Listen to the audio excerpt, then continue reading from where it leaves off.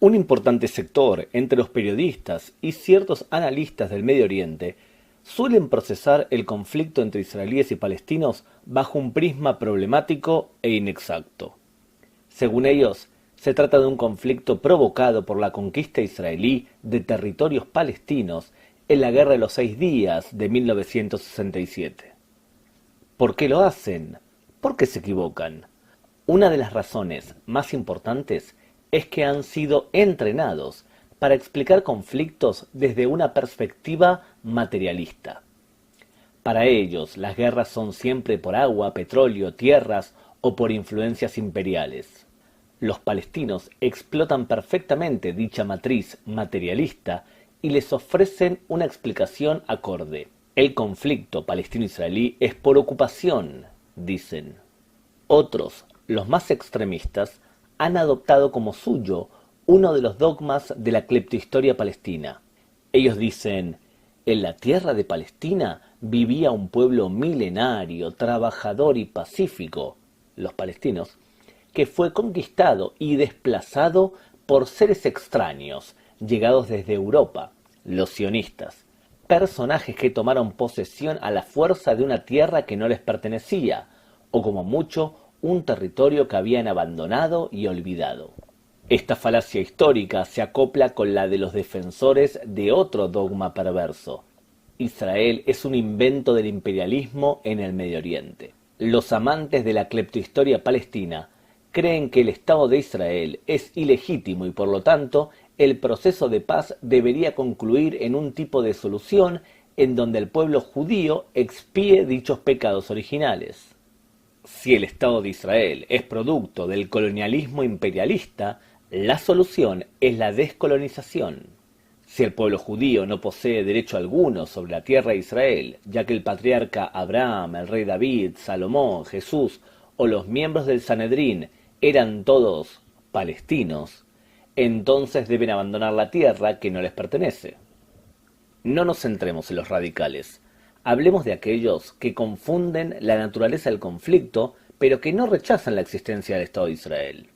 Un conflicto basado en la conquista y la colonización de un territorio ajeno, como suponen, debería concluir con la retirada de las fuerzas de ocupación. Para los defensores de esta premisa territorial, la retirada israelí de todos los territorios conquistados en 1967 debería provocar la pacificación de la zona. Sin embargo, los defensores de esta tesis no logran explicar las razones por las cuales la desconexión unilateral israelí de la Franja de Gaza en el 2005 no aplacó la violencia palestina, sino que alentó el disparo de miles de cohetes desde la liberada Gaza sobre los poblados civiles israelíes. Tampoco explican por qué la retirada israelí del sur del Líbano en el año 2000 no calmó las ínfulas asesinas de Hezbollah. Llegado a este punto, tampoco pueden procesar, lógicamente, la fundación de la OLP en 1964, la alianza del principal líder árabe palestino, Hamid al-Husseini, con los nazis, las matanzas de judíos a manos de los árabes en 1920, 21, 29 o del 36 al 39. Todos estos hechos ocurrieron, valga la redundancia, antes de la ocupación israelí durante la guerra de 1967. Evidentemente, el control israelí de estos territorios en disputa no explica el origen del conflicto. Piénselo. Si Israel se retirase totalmente de Judea y Samaria, ¿habría paz? Si la respuesta intuitiva es no, entonces el conflicto no es esencialmente territorial. Como explicaremos en el presente material, israelíes y palestinos se van acercando a una solución territorial del conflicto. El conflicto territorial existe y es importante. Muchos israelíes consideran que renunciar a posesiones territoriales es beneficioso para evitar un Estado binacional o por otras razones geopolíticas. Es decir, considerar que Israel debe o le conviene renunciar a territorios de Judea y Samaria no significa que el conflicto sea fundamentalmente territorial. El conflicto palestino-israelí es de otra naturaleza. Se trata de una disputa de legitimidad, basada en motivaciones de tinte étnico-religioso. Hablamos de dos pueblos que afirman poseer derechos históricos sobre los mismos territorios. El milenario pueblo judío gestó su identidad religiosa y nacional en la tierra de Israel. Cada rincón de los territorios de Judea y Samaria han testimoniado la extensa y demostrada presencia judía en la región. Parte de los que hoy llamamos árabes palestinos han habitado estos mismos territorios durante generaciones. Muchos más aún arribaron a Israel gracias al trabajo que le ofrecían los sionistas o los británicos que desarrollaron el mandato. Desde 1967, los árabes de Jordania, que quedaron bajo el control israelí en Judea y Samaria, y los árabes egipcios, que vivían en la franja de Gaza, cristalizaron una conciencia nacional propia palestina. El pueblo árabe palestino nació hace poco. Sin embargo, poseen derechos nacionales reconocidos por el mundo y en especial derechos aceptados por una mayoría de la población judía en Israel. Un conflicto de legitimidad tiene dos soluciones posibles. Una solución es que uno de los lados litigantes renuncie a sus derechos o bien que una de las partes sea destruida o eliminada. La segunda solución posible pasa por el reconocimiento de los derechos, o parte de ellos, del enemigo.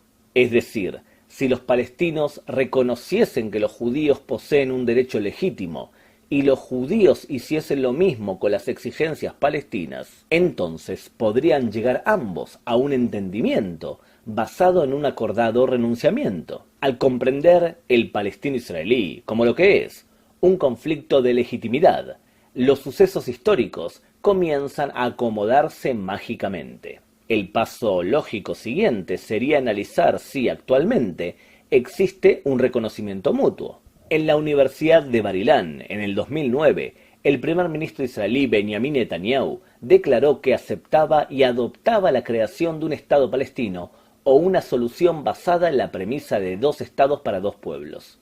En abril del 2009, la prestigiosa encuestadora Minat Semach informaba que un 78% de los israelíes apoyaba la idea de un Estado palestino.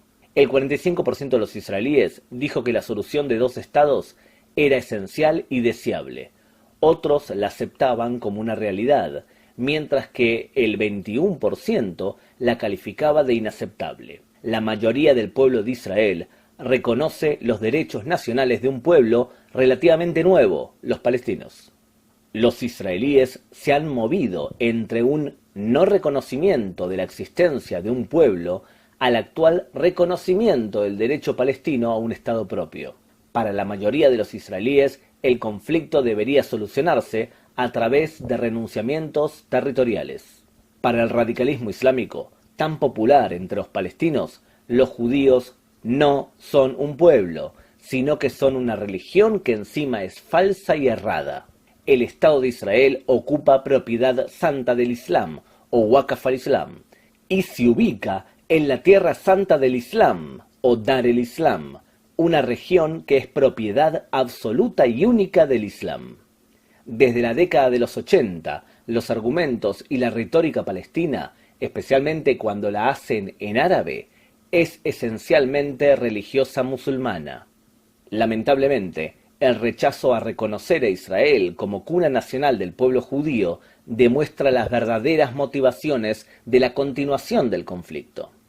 Si para la mayoría judía el conflicto es territorial, pero para las autoridades palestinas, si nos guiamos por su retórica, el conflicto es de legitimidad religiosa, entonces la naturaleza del conflicto la impondrá quien agrede y no reconoce, y esos no son los israelíes, son los palestinos.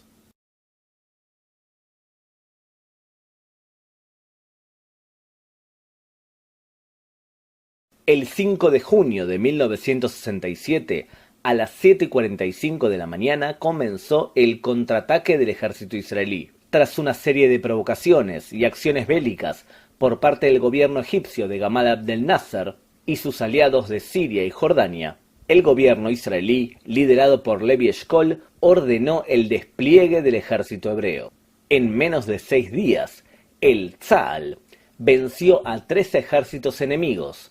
Desde el punto de vista territorial, Israel capturó de Jordania los terrenos de Judea, Samaria y el este de Jerusalén, un total de 5.875 kilómetros cuadrados. De Egipto, Israel conquistó la Franja de Gaza, 363 kilómetros cuadrados, y la península del Sinaí, 61.000 kilómetros cuadrados. De Siria, Israel ocupó las estratégicas alturas del Golán, 730 kilómetros cuadrados. Más de 1 millón de palestinos, en contra de lo deseado o planificado, quedaron bajo dominio israelí. La pregunta era, ¿qué hacer ahora con los territorios conquistados o liberados durante la Guerra de los 6 días? En reunión secreta, el gobierno de Israel decidió que los terrenos de la península del Sinaí, pertenecientes a Egipto, y las alturas del Golán, de Siria, serían desalojados a cambio de un acuerdo de paz estable y creíble. El principal problema era qué hacer con los territorios habitados por árabes en Judea, Samaria y la Franja de Gaza. Entre los ministros del gobierno hebreo se escuchaban dos posturas. Por un lado, se barajaba la propuesta del ministro de Defensa, Moshe Dayan, y por otra, la del viceprimer ministro y ministro de Absorción, Yigal Allon. La propuesta de Yigal Allon se conoce como Plan Allon y se basa en 3 principios. 1. Israel desea la paz y está dispuesta a entregar territorios. 2. Israel desea seguir siendo un Estado democrático y judío y para esto debe evitar anexar a la población árabe de los territorios. 3. Por una cuestión de seguridad, Israel debe poblar y mantener el dominio de ciertas zonas. Los territorios que serían poblados incluían las primeras montañas desde el oeste, ya que conformaban una zona militar estratégica para observar y prevenir una nueva invasión de los jordanos.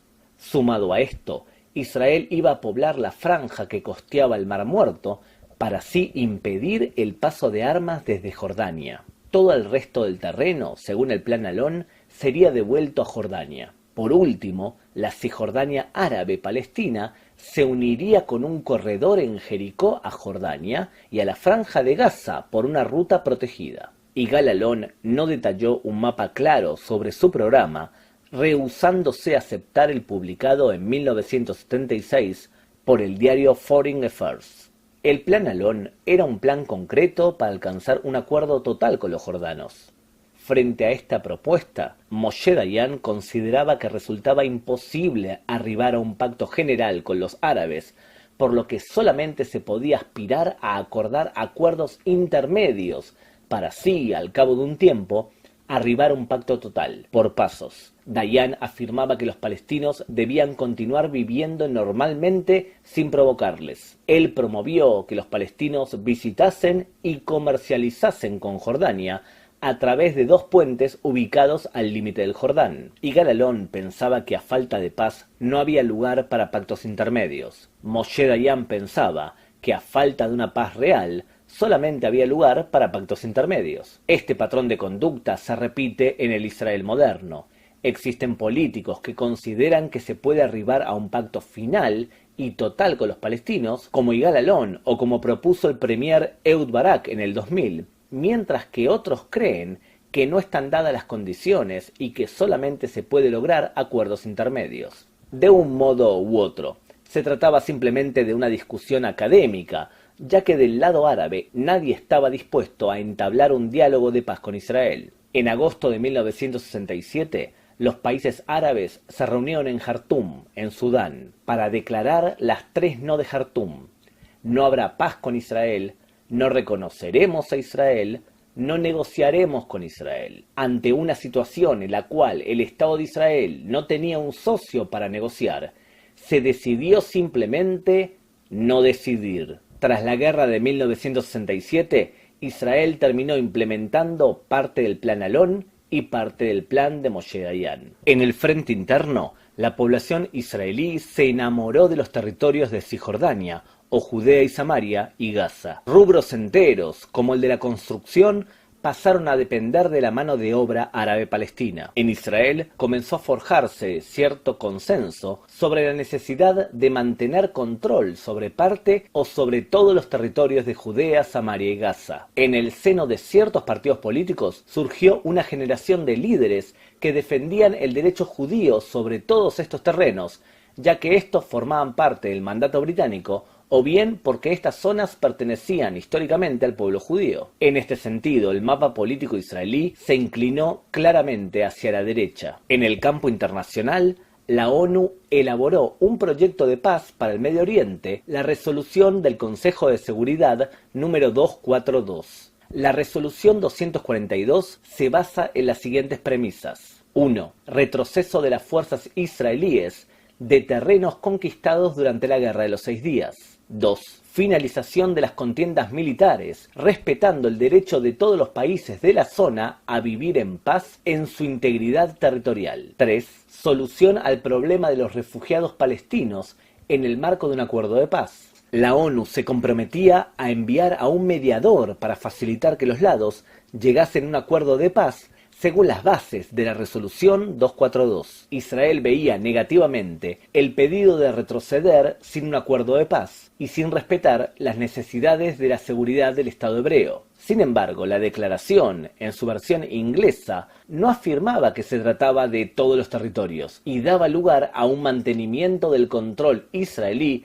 sobre parte de estos territorios por seguridad. A pesar de dichas reservas, Israel aceptó la resolución del Consejo de Seguridad 242 en diciembre de 1967. Paralelamente, los países árabes rechazaban cualquier fórmula que los llevase a un acuerdo de paz con Israel, aunque formalmente tanto Egipto como Jordania adoptaron la resolución 242. La OLP no la aceptó hasta finales de los 80, ya que la consideraban como un reconocimiento de facto del Estado de Israel. Lo cierto es que en su momento, esta iniciativa no prosperó. Sin embargo, con el correr de los años, los líderes del Medio Oriente repetirían su intención de negociar sobre el espíritu de dicha resolución. Como es de suponer, los palestinos intentan convencer dialécticamente que la resolución 242 del Consejo de Seguridad ordena la retirada israelí de todo Judea y Samaria, un argumento legalmente falso. Sí,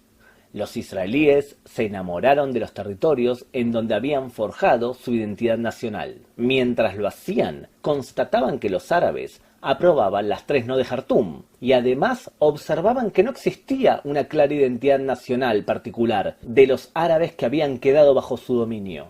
La primer ministro de Israel, Golda Meir, fue aún más lejos cuando afirmó a principios de los 70 que no existe un pueblo palestino. Las potencias mundiales tampoco exigían por entonces la creación de un Estado palestino. El liderazgo palestino desde finales de los 60 a principios de los 70 pasaba de ser una marioneta del panarabismo liderado por Egipto a destacarse por producir los peores y más sanguinarios ataques terroristas mundiales. Los asentamientos judíos, más allá de la línea de separación de fuerzas de 1949, lo que se conoce habitualmente como la línea verde, o erradamente como la frontera del 67, comenzaron como un intento de aumentar la seguridad de Israel bajo la tutela del Plan Alon. Los judíos regresaban al territorio de Gush Etzion, los mismos que habían sido adquiridos décadas antes por ellos y de los que habían sido expulsados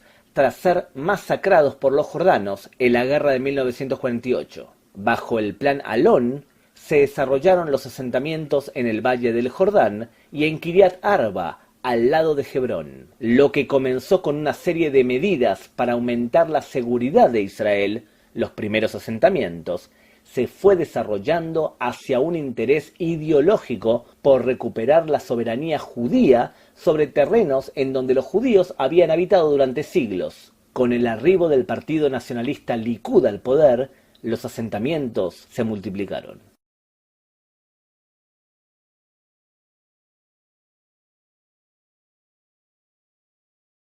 Tras la guerra de 1967, el gobierno de Israel decidió que los terrenos de la península del Sinaí, pertenecientes a Egipto, y las alturas del Golán, de Siria, serían desalojados a cambio de un acuerdo de paz estable y creíble.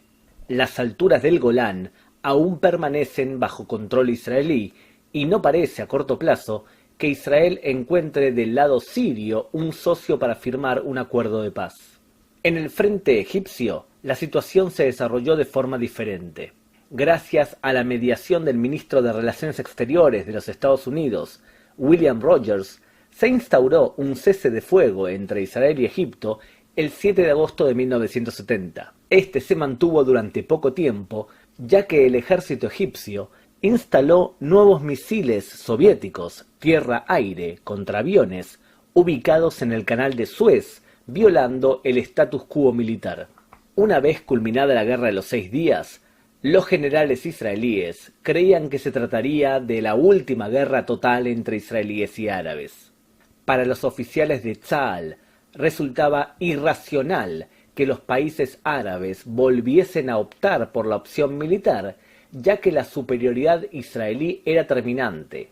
Al finalizar la contienda de 1967, la Unión Soviética se comprometió a reponer y mejorar al malogrado ejército de Nasser.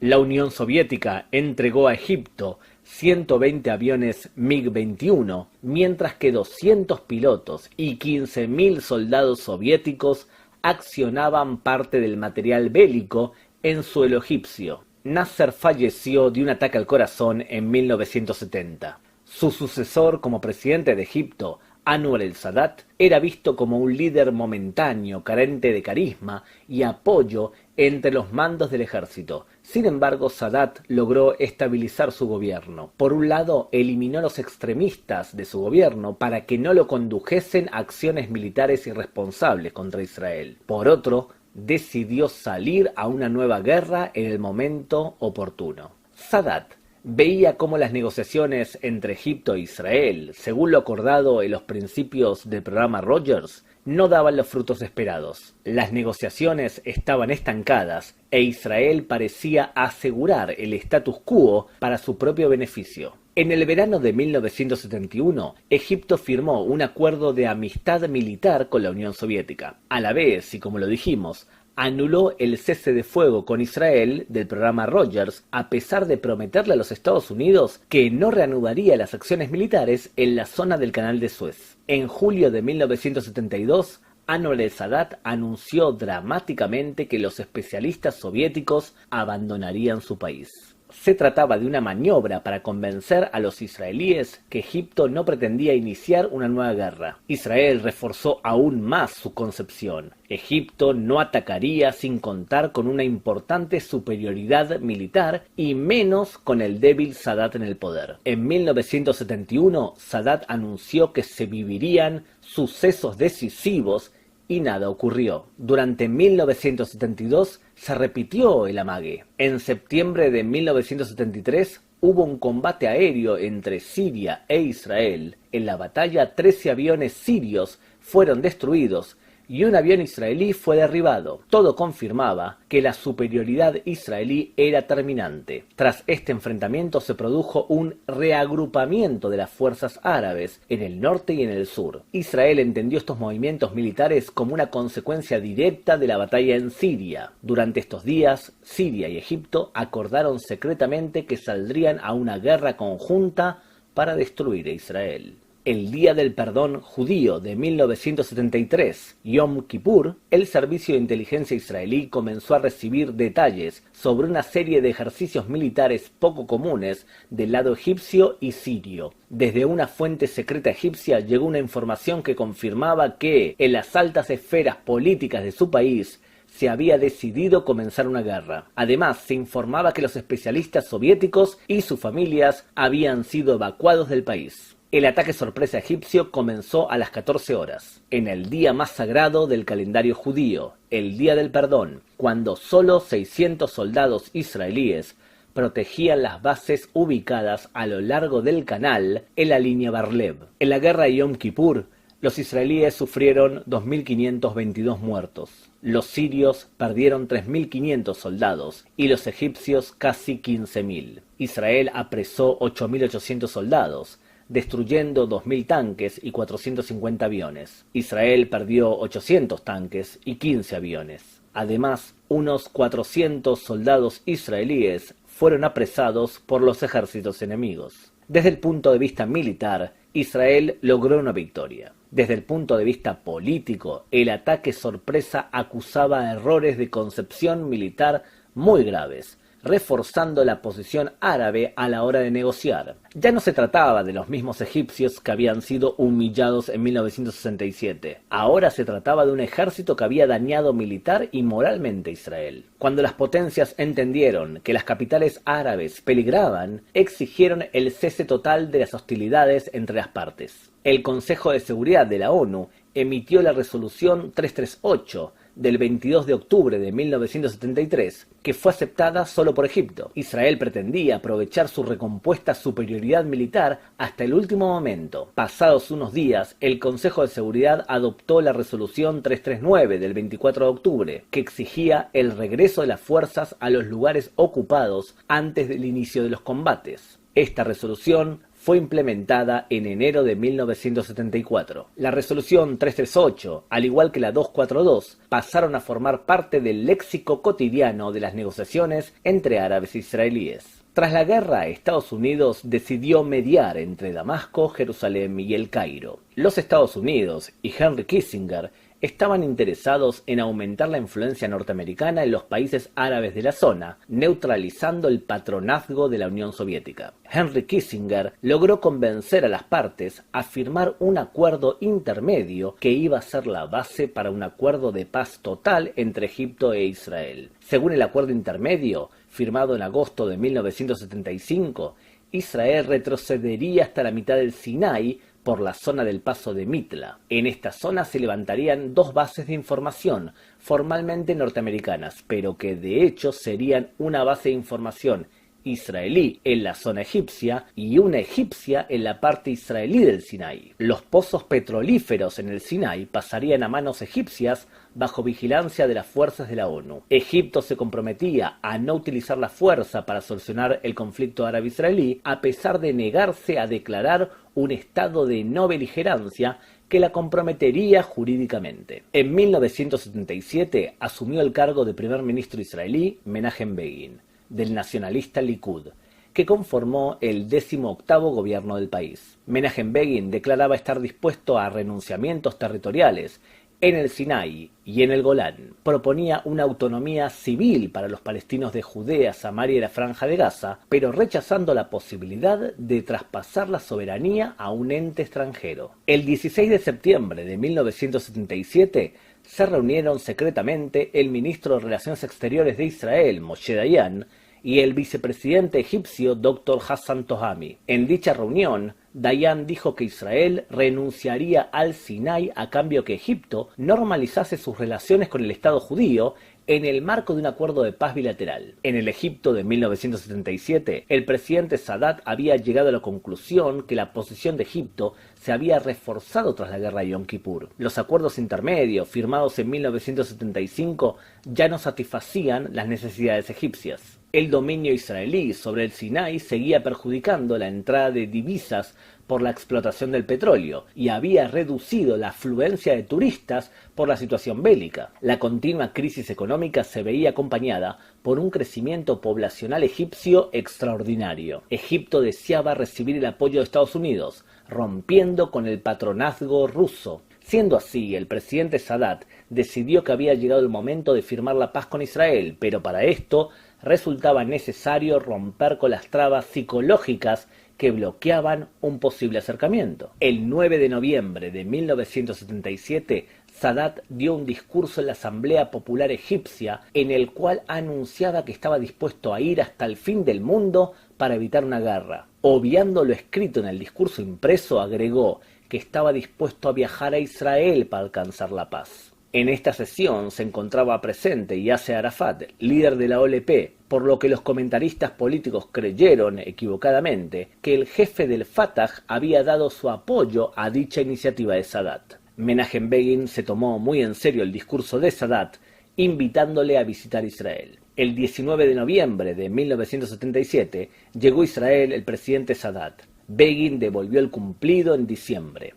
Desde ese momento comenzó un proceso imparable que arribaría a la firma del acuerdo de paz entre Israel y Egipto. La población israelí, en su gran mayoría, comenzó a entusiasmarse con la idea de arribar finalmente a una paz con la principal potencia árabe. El proceso de paz llegó a buen puerto gracias a la presión que el presidente de los Estados Unidos, Jimmy Carter, le impuso a los negociadores y a la capacidad de esta potencia mundial para premiar los renunciamientos de ambas partes con incentivos materiales. En Camp David se acordaron dos pactos. El primero se denominó Acuerdo Marco para una Paz en Medio Oriente y se dividía a la vez en dos partes. Por un lado se acordaba que las declaraciones 242 y 338 servirían como base para implementar una paz en la zona. Con respecto a la zona de Judea, Samaria y Gaza, se acordaba que se implementaría una autonomía civil durante 5 años y al término de este periodo se firmaría un tratado final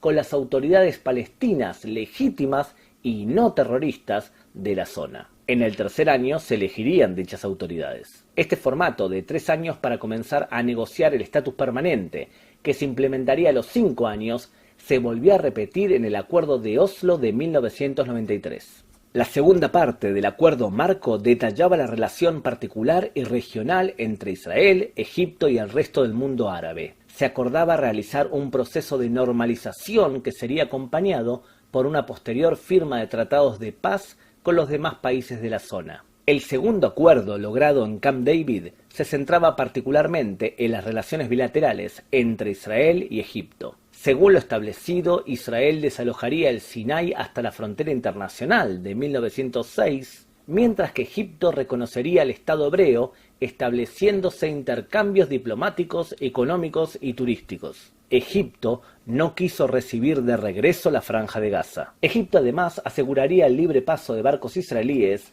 por el canal de Suez. Se establecerían un número de regulaciones para mantener amplios sectores del Sinai desmilitarizados. Tras la firma del Tratado de Paz final, se produciría la retirada del ejército israelí del Sinai, proceso que finalizaría en el plazo de 3 años, hasta abril de 1982. Sadat estaba interesado en ligar los acuerdos de paz bilaterales con un pacto pro-palestino. Begin deseaba dejar establecido que Israel no renunciaría a Judea, Samaria y la Franja de Gaza. Sin embargo, reconoció que los palestinos tenían derechos legítimos y se comprometía a no levantar nuevos asentamientos judíos en esas zonas durante el proceso de paz con los palestinos. Fuera de eso, Begin y Sadat disentían sobre el futuro de Jerusalén. Begin quiso aclarar que Israel se comprometía a mantener a Jerusalén como capital indivisible del pueblo judío, apoyando incluso la adopción de la ley básica Jerusalén, capital de Israel, de 1980, en la cual se reafirman estos principios. Sadat declaró que Jerusalén debería pasar a ser parte de la soberanía árabe. Como era de esperar, el tema quedó formalmente redactado como parte del no acuerdo. Menachem Begin y Anwar el-Sadat recibieron los premios Nobel de la Paz y los pactos de paz fueron firmados en los jardines de la Casa Blanca el 26 de marzo de 1979. La Knesset, el Parlamento israelí,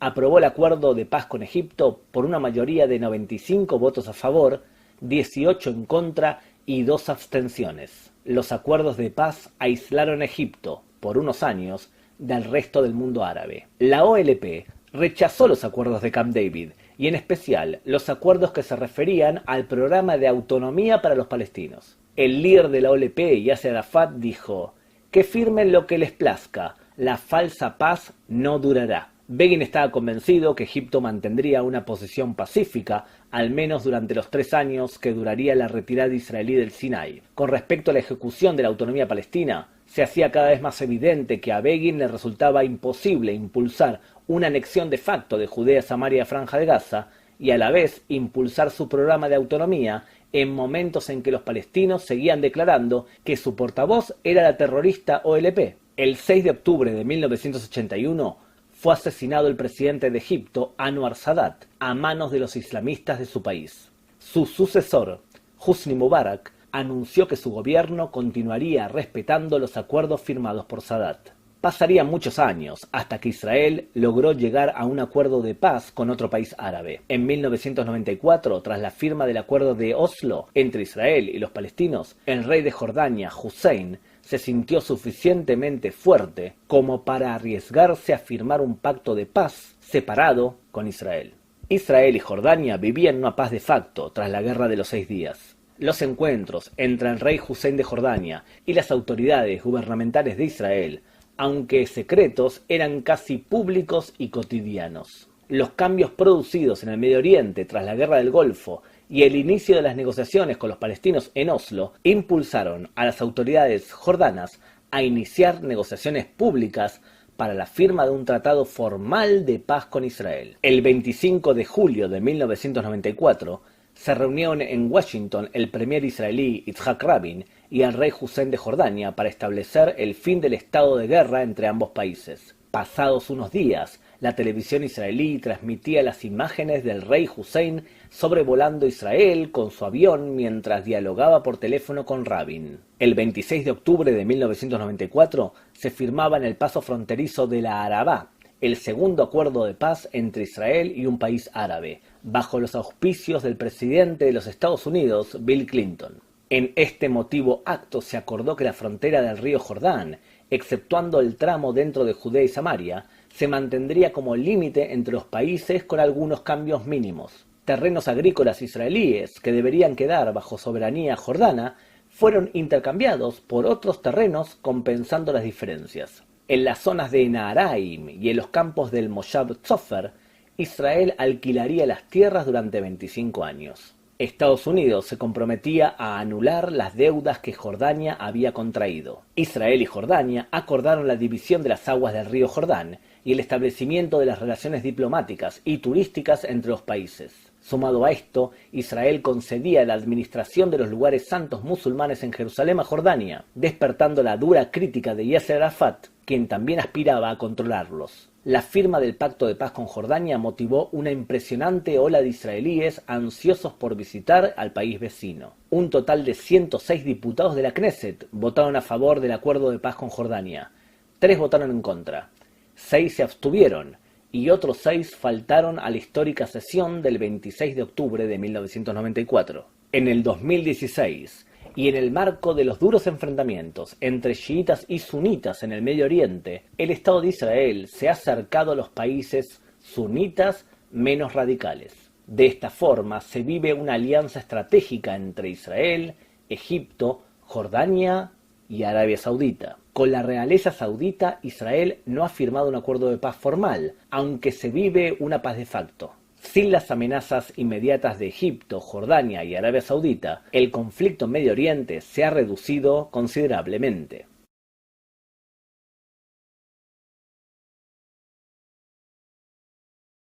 El liderazgo palestino organizado, institucionalizado en 1964 con la Organización para la Liberación de Palestina, pasó de ser una marioneta del panarabismo liderado por Nasser y Egipto a destacarse por producir los peores y más sanguinarios ataques terroristas mundiales de la década de los 70 y los 80. En junio de 1974, la 22ª Asamblea Nacional de la OLP adoptó su programa de 10 puntos, en el cual se reconoce la posibilidad de establecer un Estado palestino momentáneo como base para continuar una lucha armada contra Israel. El objetivo se mantenía: liberar toda Palestina por la fuerza, de acuerdo con el artículo 2 de la Carta Nacional Palestina. Este programa se conoce también como Plan de Pasos. El Plan de Pasos pretendía abrir una puerta a la acción política o diplomática. El artículo 3 del Plan de Pasos de la OLP rechazaba toda iniciativa que incluyese el reconocimiento de Israel o la aceptación de su existencia en fronteras seguras, de acuerdo a lo indicado por la Resolución 242 del Consejo de Seguridad de la ONU. El gobierno de Israel consideró que la OLP no se había moderado, sino que se trataba de un evidente timo destinado a engañar a los más incrédulos. Estados Unidos dijo entonces que la decisión adoptada por la OLP no justificaba invitarla a participar en conversaciones de paz. Mientras tanto, en Israel,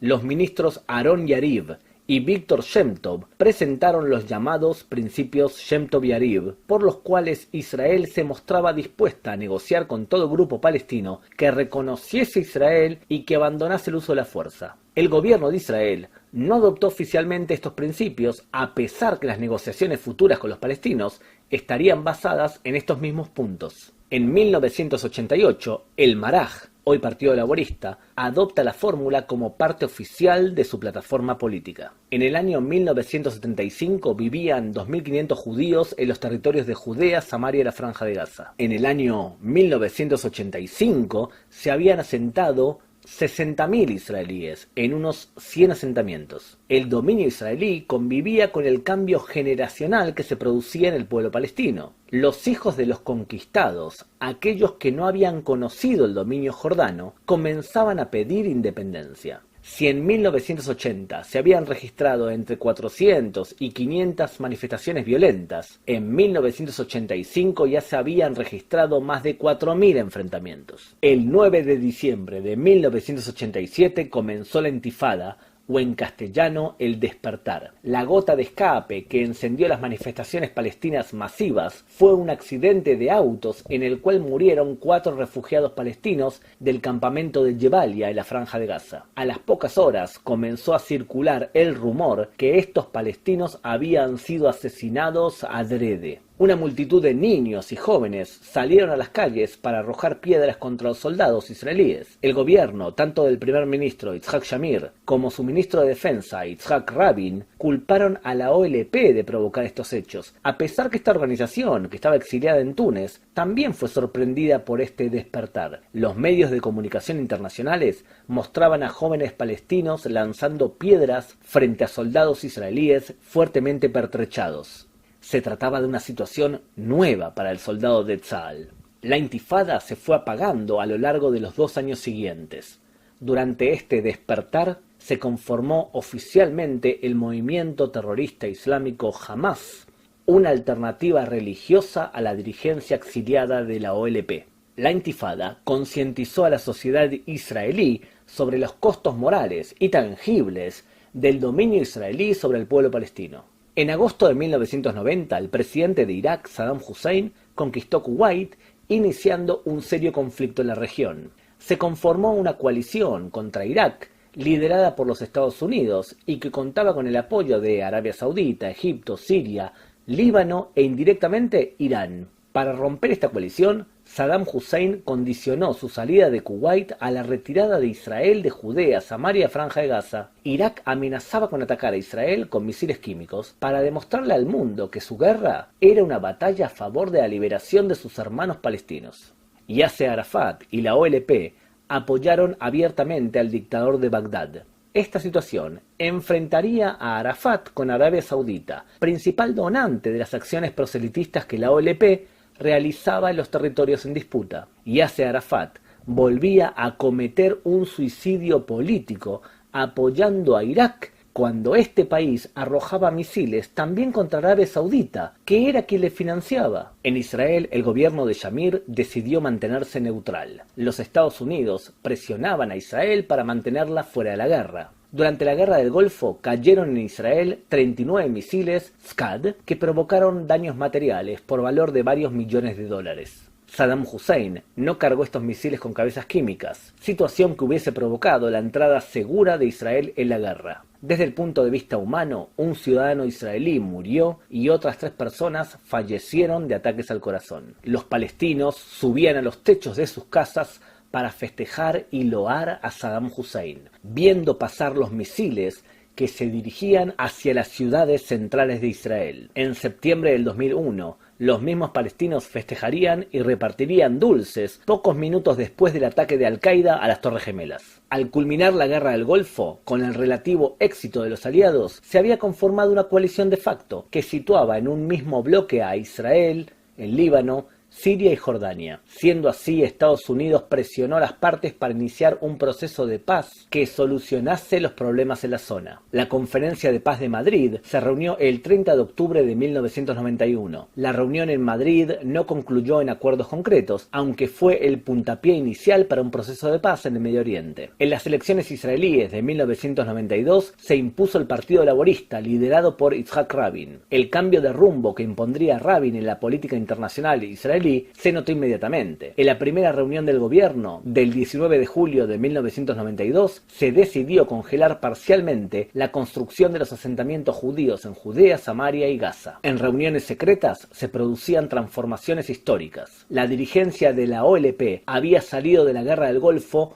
muy debilitada. Los países ricos del Medio Oriente, en especial Arabia Saudita, se mostraban molestos por el apoyo de Yasser Arafat a Saddam Hussein, recortando los apoyos económicos. Yasser Arafat no perdía oportunidad para perder oportunidades. La OLP sufría un debilitamiento constante mientras los grupos fundamentalistas islámicos, Hamas y Jihad Islámica, realizaban una tarea social y política en el terreno. Sin dinero y alejado de Palestina por su exilio en Túnez, la posición de Yasser Arafat era definida por los medios de comunicación como un coma político. En la ciudad de Oslo, Noruega, se venían reuniendo secretamente una comitiva de la OLP y otra israelí, liderada por la mano derecha del canciller Shimon Peres, el diputado laborista Yossi Beilin y otros diplomáticos del Ministerio de Relaciones Exteriores. A consecuencia de estas tratativas secretas, el 9 de septiembre de 1993, Yitzhak Rabin recibió una carta de Yasser Arafat en la cual el líder palestino se comprometía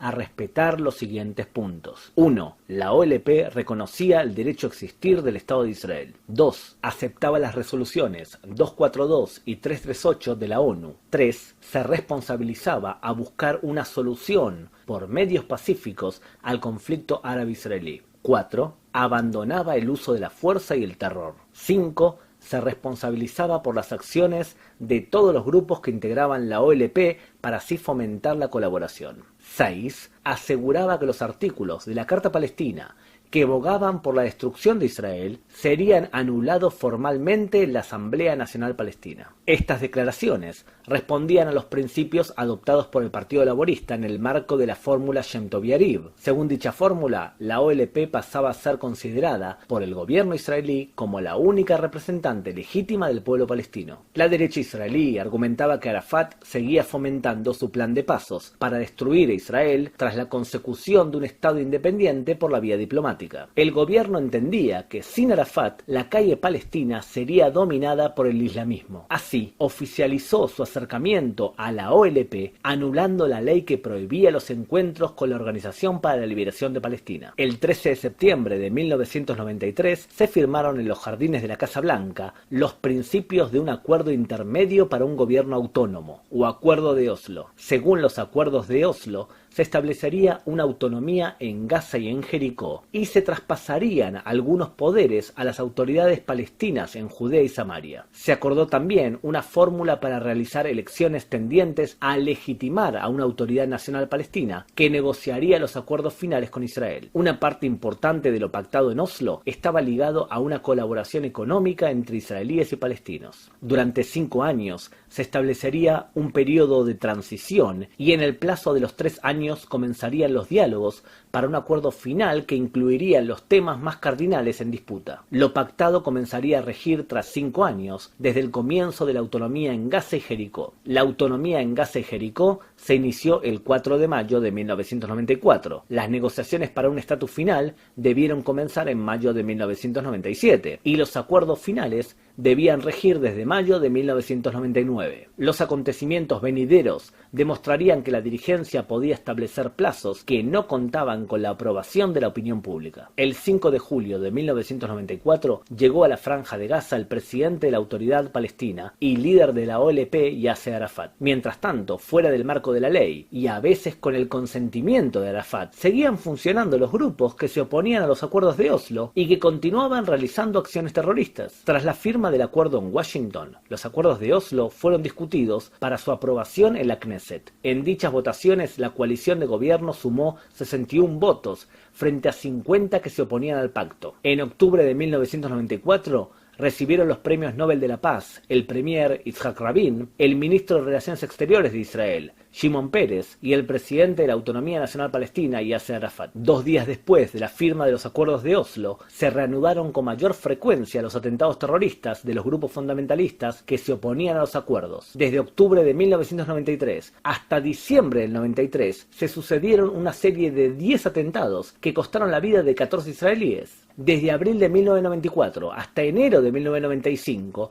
Israel sufrió una sucesión de atentados en donde fueron asesinados más de 60 israelíes. Los más dolorosos se registraron en Tel Aviv, cuando un terrorista del Hamas se inmoló portando 20 kilos de explosivos en el interior de un autobús de la línea 5 que recorría el centro de la ciudad. Algunos israelíes soportaban los atentados, afirmando que se trataba del precio a pagar para alcanzar una paz. Otros ponían en duda la validez de un pacto de paz con los palestinos. A la par, una cantidad menor de judíos tomaron la ley en sus manos. Un colono ligado ideológicamente al movimiento de extrema derecha, Kaj, entró a la cueva de los patriarcas en Hebrón para disparar contra un grupo de musulmanes en pleno rezo. El 25 de febrero de 1994, el doctor Baruch Goldstein asesinó a 29 palestinos, hiriendo a más de 100. La masacre de Baruch Goldstein levantó una dura ola de críticas, tanto en los países del mundo como desde el seno de la sociedad israelí. Las disputas ideológicas internas en Israel aumentaban, en especial tras la firma en Washington del Tratado Intermedio del 28 de septiembre de 1995, más conocido como Oslo B. El pacto tenía como objetivo ampliar la autonomía palestina en Judea y Samaria, para así evitar el roce entre el ejército israelí y los palestinos. El gobierno israelí, liderado por Yitzhak Rabin,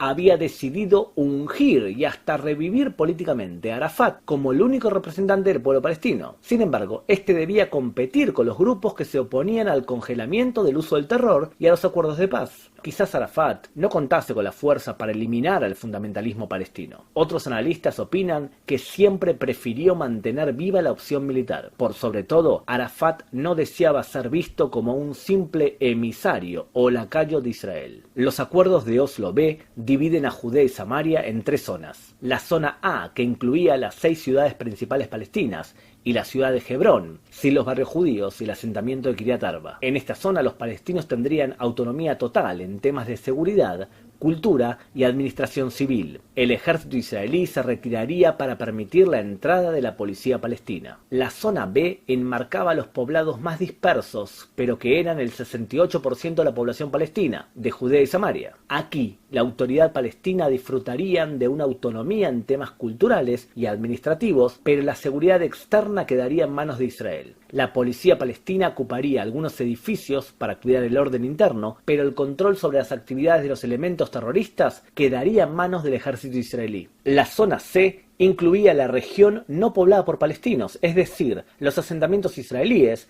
y las zonas de influencia estratégico-militar para Israel. Estas zonas quedarían bajo control militar israelí hasta que se definiese su estatus final. Vale la pena señalar que las zonas A y B representan el 40% de Judea y Samaria, y la zona C representa el 60%. Para cuidar el orden público se conformaría una policía palestina formada por 12.000 hombres. Este número fue ampliamente superado una vez implementado el acuerdo, llegando incluso a perderse toda proporción entre lo acordado y las armas que circulaban en las ciudades palestinas. Las fronteras quedaban bajo el control israelí y las relaciones exteriores palestinas debían remitirse a una cantidad de temas relacionados con su economía y la articulación de la ayuda internacional. En este tema también la realidad desbordó ampliamente lo acordado. Los acuerdos de Oslo B provocaron sendas manifestaciones de protesta que lindaban entre la violencia verbal de los líderes nacionalistas en Israel y otras muestras de violencia física. El acuerdo de Oslo B fue aprobado en la Knesset el 6 de octubre de 1995 por una mayoría mínima de 61 diputados contra 59 de la oposición. El 4 de noviembre de 1995, al término de una manifestación a favor del proceso de paz, un estudiante de abogacía de 26 años llamado Yigal Amir asesinó al primer ministro de Israel, Yitzhak Rabin. Los 3 disparos a quemarropa de Amir fueron el clímax de un proceso de extremización política sin precedentes. Las cúpulas partidistas e ideológicas, especialmente desde la derecha israelí, y los veredictos realizados por ciertos rabinos otorgaron el marco de legitimación para que un magnicida asesinase a Yitzhak Rabin.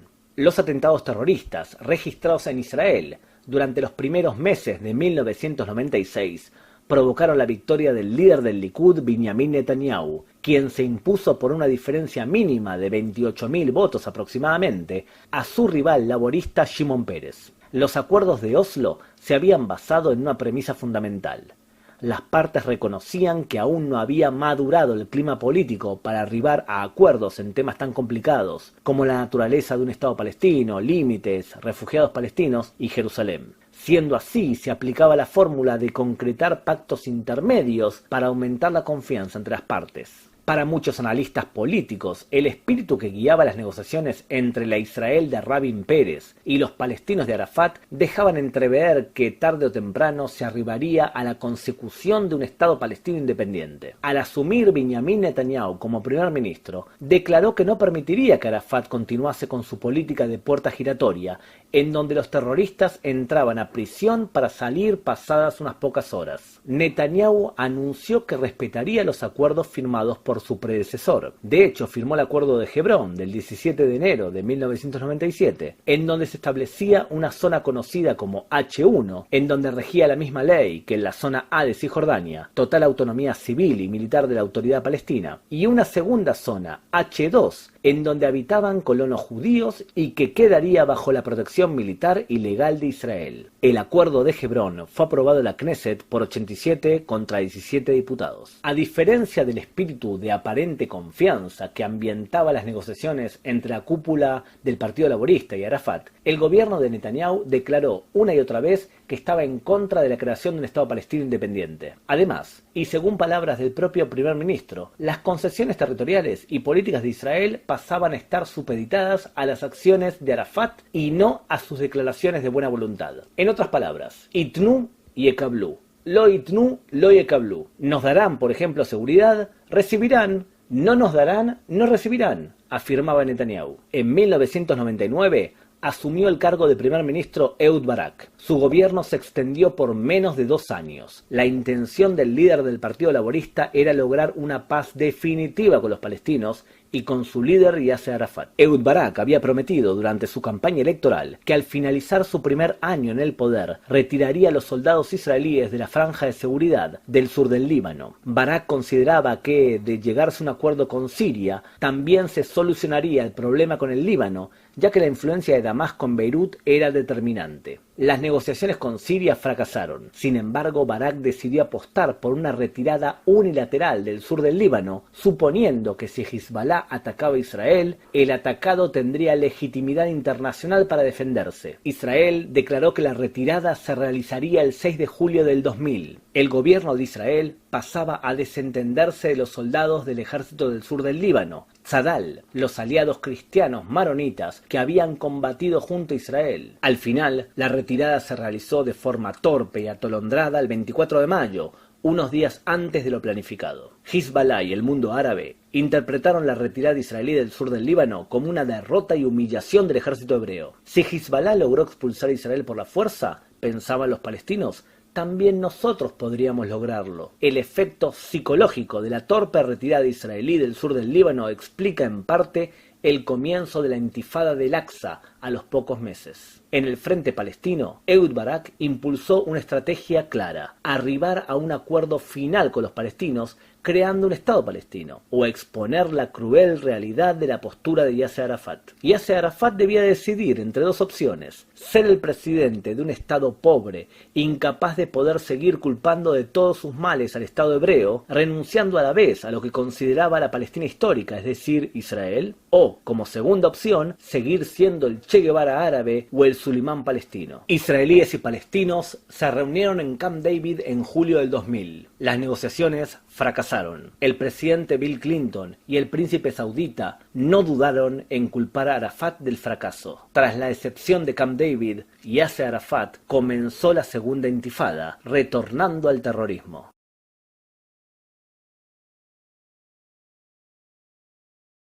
En julio del 2000, el primer ministro de Israel, Ehud Barak, y Yasser Arafat de la Autoridad Palestina, bajo la mediación de Bill Clinton, se reunieron a negociar en Camp David. La intención del premier israelí era concluir todos los temas en una especie de olla de presión que habían quedado abiertos tras los acuerdos de Oslo. El primer ministro israelí realizó varias ofertas. La más conciliadora aceptaba la creación de un Estado palestino, la anexión israelí del 9% de Judea y Samaria y una compensación de un 1% del territorio dentro de Israel para los palestinos. Algunos barrios de Jerusalén Oriental pasarían a control palestino, otros barrios quedarían bajo soberanía israelí, aunque los palestinos disfrutarían de ciertas autoridades. La ciudad vieja se partiría y los barrios musulmanes y cristianos, los más grandes, quedarían bajo soberanía palestina. El monte del templo se repartiría entre las partes, la explanada de las mezquitas para los palestinos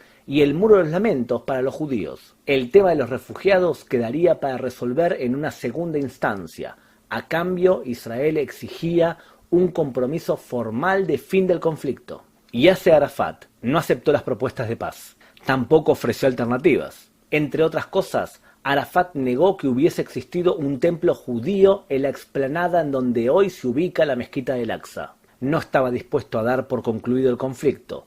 La alternativa para Arafat era regresar al terrorismo. El presidente Clinton acusó a Arafat por haber provocado el fracaso de Camp David, y el primer ministro israelí Barak, decepcionado, declaró: no hemos encontrado un socio para la paz en el lado palestino. La segunda intifada, o intifada de El Aqsa, comenzó oficialmente a finales de septiembre del 2000, durante los últimos meses del gobierno de Ehud Barak en Israel. A lo largo de 4 años y medio, hasta febrero del 2005, murieron 4.944 palestinos, sin contar los 600 que fueron asesinados en las luchas internas entre la OLP y los fundamentalistas, y 1.011 israelíes. Durante no poco tiempo, los medios de comunicación explicaban y justificaban el comienzo de la intifada por la visita de Ariel Sharon, entonces líder del opositor Likud, al Monte del Templo. Sin embargo, los propios palestinos admitieron que se trató de un enfrentamiento planificado.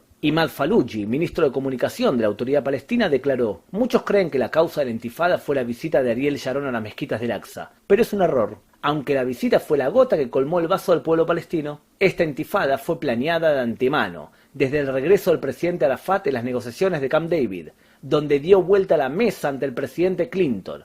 Arafat se mantuvo firme y lo desafió a Clinton. Se rechazaron los términos de América y lo hizo en el corazón de los Estados Unidos.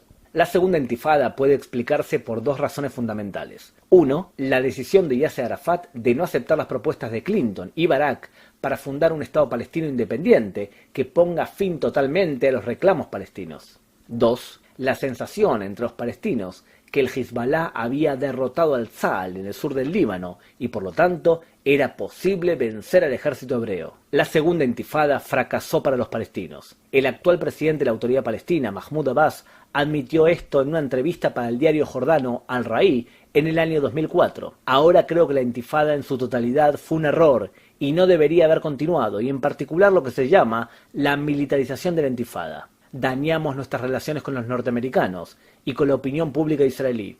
Abbas llegó a la conclusión que la fuerza era contraproducente para los palestinos. Esto no significa que se opone a la idea de combatir a Israel en la arena internacional. En abril del 2002, los israelíes ejecutaron una operación militar contra la autoridad palestina y contra los grupos fundamentalistas, llamada Operación Muro de Defensa, campaña que destruyó buena parte de la estructura institucional de la Autoridad Palestina en Cisjordania. Las decisiones de Arafat de militarizar la protesta provocó que cavasen su propia tumba. Una de las medidas para evitar los atentados suicidas palestinos durante dicha intifada fue la construcción de la valla de seguridad, que en el 96% está hecha de alambre, una medida de seguridad duramente criticada por la prensa internacional. Sin embargo, Israel expone una cifra por demás convincente. En 2002, 438 israelíes fueron asesinados en la intifada. En 2003, 201 israelíes. Y en el 2004, otros 102 israelíes. En el 2005 habían sido asesinados 197 israelíes,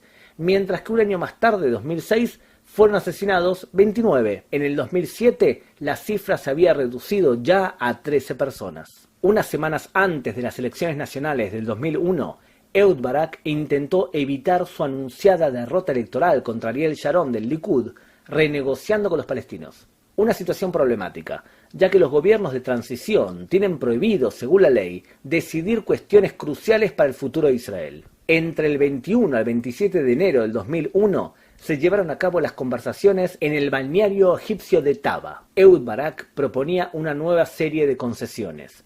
anexión del 5% de Judea y Samaria, y una aceptación del derecho al retorno de palestinos según principios humanitarios. Yossi Beilin de Israel acordó permitir que entrasen dentro de Israel un total de 100.000 refugiados palestinos durante varios años. Los palestinos también rechazaron las ofertas de Taba. Tras el fracaso de las conversaciones de Taba, ya en el 2002, el por entonces candidato al trono saudita, el príncipe Abdallah, presentó una propuesta de paz que terminó siendo aprobada por la cumbre de la Liga Árabe de Beirut de ese año y que fue reconfirmada con no pocas modificaciones e interpretaciones en la cumbre de Riyadh del 2007. Se trata del Plan de Paz Saudita. Algunos consideran que el príncipe saudita pretendía distraer la atención del mundo sobre su país tras los atentados de las Torres Gemelas, perpetrados por un ciudadano saudita, Osama Bin Laden. ¿Qué dice la iniciativa de paz de Arabia Saudita? El plan ofrece una serie de puntos a tener en cuenta. 1. Fin del conflicto y un proyecto de paz regional. 2. Retirada total de Israel de Judea, Samaria y la Franja de Gaza. 3. Jerusalén Oriental sería la capital del Estado palestino soberano. 4. Normalización de las relaciones entre los países árabes e Israel. 5. Solución justa al problema de los refugiados palestinos. La propuesta tenía algo muy atractivo. Se suponía que los estados árabes y los musulmanes firmarían en masa la paz con Israel. La contracara es que para los árabes una solución justa para el problema de los refugiados se refiere al regreso de todos los refugiados palestinos a Israel. Además, los portavoces de la Liga Árabe acordaban que se reconocería la existencia de Israel, pero antes Israel debía cumplir todas las exigencias árabes. Israel debía pagar todo y luego sería reconocida por todos. Oficialmente, Israel rechazó la iniciativa saudita, aunque muchos políticos locales la consideraron una buena base para comenzar a negociar. El primer ministro Ariel Sharon descartó la propuesta con un contundente «Los sauditas deben dejar de hablar y empezar a contribuir a la paz». El 11 de noviembre del 2004 falleció Yasser Arafat a los 75 años. La OLP se desmembraba. A la par, el Hamás comenzó a concretar su dominio en el terreno. Tras la muerte de Yasser Arafat, se llevan a cabo elecciones parlamentarias en la Autoridad Palestina a principios de febrero del 2006, en donde se impuso el Hamás. Al cabo de unos meses, en mayo del 2007, el Hamás llevaría a cabo un golpe de Estado, expulsando a la Autoridad Palestina de la Franja de Gaza. Un poco antes, en agosto del 2005, el gobierno israelí de Ariel Sharon decidió ejecutar el plan de desconexión unilateral de la Franja de Gaza. La idea era demostrarle a los palestinos y al mundo que Israel iba en serio en su deseo de conseguir la paz, reduciendo la fricción entre los árabes palestinos y los colonos judíos. También se pretendía aminorar la tensión interna y externa producida por la presencia de los soldados israelíes en la Franja de Gaza. Israel decidió desalojar a los 8.000 colonos judíos de Gaza y retirar totalmente su presencia militar de la franja para no ser acusada de ser una potencia ocupante. La frontera internacional entre Gaza y Egipto pasaba a ser responsabilidad de la autoridad palestina junto a un control internacional. La desconexión no fue coordinada ni acordada con la autoridad palestina, por lo que se daba otro duro golpe que debilitaba a Mahmoud Abbas y que favorecía al dueño de facto de la franja, el Hamás. Ahora eran los islamistas de Gaza quienes podían asegurar que habían expulsado a los sionistas de la franja. Así lo hicieron. En septiembre del 2008, el primer ministro de Israel, Ehud Olmert, le presentó al presidente de la Autoridad Palestina, Mahmoud Abbas, una nueva propuesta de división territorial para alcanzar la paz. Israel anexaría los bloques de colonias judías en Judea y Samaria, compensando con diferentes terrenos dentro de la línea verde israelí. Este intercambio llegaría al 6% del terreno y se conoce como swap territorial. La futura frontera entre Israel y la Franja de Gaza pasaría cerca de los kibutzim y moshavim Be'eri, Kisufim y Nir Oz, cuyos campos de cultivo serían entregados a los palestinos. A cambio de estas concesiones territoriales, Olmert pedía anexar un 6.3% en Judea y Samaria, que son las mismas zonas que albergaban a 75% de la población judía de los asentamientos. Su propuesta incluía la evacuación de decenas de asentamientos en el Valle del Jordán, en las colinas de Samaria Oriental y en la región de Hebrón, a cambio de la anexión para Israel de Male Adumim, el bloque de asentamientos de Gush Etzion, Ariel, Beit Arie y los asentamientos adyacentes a Jerusalén. Olmert decía: me quedo con casi todos los israelíes y entrego casi todo el terreno. La propuesta de Olmert incluía la construcción de una ruta especial que uniría Hebrón con la Franja de Gaza, un camino que pasaría sobre territorio israelí, que quedaría bajo soberanía hebrea, pero que iba a ser utilizado únicamente por palestinos. Además, Olmert había solicitado planificar y adaptar el recorrido de la valla de seguridad para que sirviese como frontera permanente entre Israel y el Estado palestino. En Jerusalén, Olmert proponía aceptar la propuesta de Bill Clinton, los barrios judíos para los judíos y los árabes para los árabes, partición de la ciudad vieja de Jerusalén y división del monte del templo entre lo que está sobre el piso de la explanada y el muro de los lamentos. Olmert también propuso captar 100.000 refugiados dentro de Israel en 15 años. Por último, Olmert proponía que los lugares santos fuesen administrados por una comisión especial. El presidente de la Autoridad Palestina no respondió a esta propuesta. Su rechazo fue justificado afirmando que como Olmert renunció al cargo por sus problemas de corrupción, entonces no le dio tiempo de estudiar la propuesta. Sí, claro. En el año 2009 asumieron el liderazgo de sus países el presidente Barack Obama en Estados Unidos y el primer ministro israelí Benjamin Netanyahu del Likud. A diferencia de otros gobiernos anteriores, Obama comenzó a presionar principalmente a Israel a los pocos días de asumir su mandato. Obama defendía el plan de paz saudita y proponía tender un puente de diálogo y entendimiento con el mundo musulmán. La referencia de Obama era regresar al mismo respeto y colaboración que tenía América con el mundo musulmán hace apenas 20 o 30 años. Para Obama el conflicto era esencialmente territorial y era Israel la que tenía que ofrecer mayores concesiones. 2 semanas después del discurso de Obama en El Cairo, Netanyahu presentó su visión de paz para el Medio Oriente en el discurso de la Universidad de Bar-Ilan. Por primera vez, Netanyahu aceptaba la premisa de 2 estados para 2 pueblos. Para el primer ministro israelí, A. Israel aceptaría un Estado palestino independiente. B. El Estado palestino permanecería desmilitarizado, ya que Israel no deseaba una nueva Gaza del Hamás, pero esta vez en Judea y Samaria. C. El Estado palestino no firmaría pactos con enemigos de Israel, por ejemplo Irán. D. Los refugiados palestinos regresarían únicamente al nuevo Estado palestino a conformarse y de ninguna manera no a Israel. E. Jerusalén permanecería unificada e indivisible como capital del Estado de Israel. Por último, los palestinos debían reconocer la naturaleza judía del Estado de Israel. Netanyahu no detalló la amplitud territorial del Estado palestino a crearse. Desde la izquierda y entre los palestinos, el discurso de Bar-Ilan fue criticado por considerársele insuficiente. Desde la derecha, se criticó la aceptación de la creación de un Estado palestino. El discurso de Netanyahu incluía una exigencia fundamental, la judeidad de Israel. Si los judíos poseían un derecho anterior sobre la tierra de Israel, no se justificaba el derecho al retorno de los palestinos. Por este mismo principio, los palestinos estarían renunciando a exigir en el futuro otro Estado con los árabes ciudadanos de Israel. Además, si los palestinos aceptaban esta exigencia, estarían renunciando a Dar el Islam, la tierra sagrada islámica que no debe ser cedida por un creyente so pena de muerte. Desde el punto de vista teológico, aceptar la judeidad del Estado de Israel es exactamente lo mismo que declarar el fin de todo tipo de exigencia hacia Israel, el fin del conflicto. Eso es lo que exige el gobierno de Israel.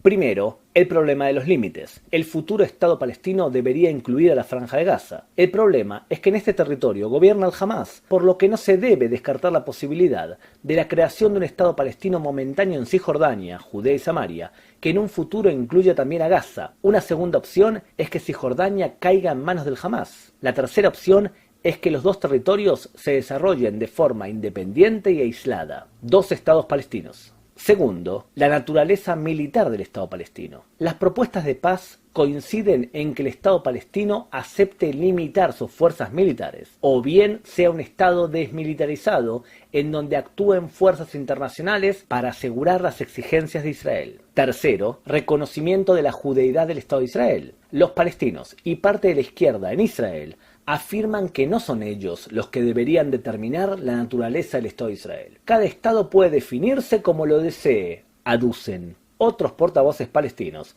argumentan que responder afirmativamente a la exigencia israelí perjudicaría mortalmente el estatus civil de los árabes musulmanes y los cristianos en Israel. Un argumento por demás curioso, teniendo en cuenta que desde hace casi 70 años los árabes israelíes viven en igualdad ante la ley y no desean dejar de formar parte del Estado de Israel. Mahmoud Abbas podría aceptar este reconocimiento sin poner en juego su gobierno.